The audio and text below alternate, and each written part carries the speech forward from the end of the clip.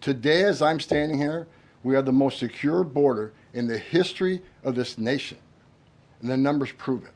U.S. President Donald Trump's border czar Tom Homan touted the administration's immigration crackdown on Monday, despite concerns over due process, as photos of 100 charged or convicted people were displayed on the White House lawn. U.S. Border Patrol arrested 7,200 migrants illegally crossing the border in March, the lowest monthly total since 2000, and down from a peak of 250,000 in December 2023.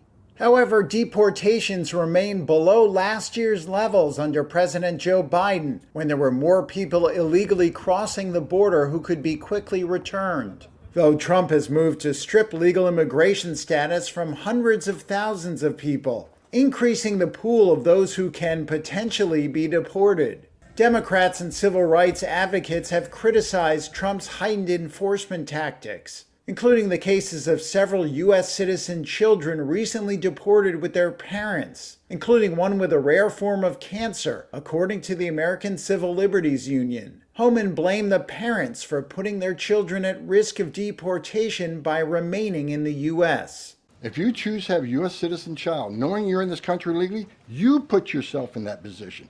On Friday, U.S. officials arrested a Wisconsin judge and charged her with helping a man in her court briefly evade immigration authorities. That triggered backlash from immigrant rights advocates who raised concerns that immigrant victims may not feel safe in courthouses. Homan defended the arrest, saying the administration would enforce laws prohibiting harboring of a person in the U.S. illegally. You will be prosecuted, judge or not. The administration is now preparing to target cities and states that limit cooperation with federal immigration enforcement.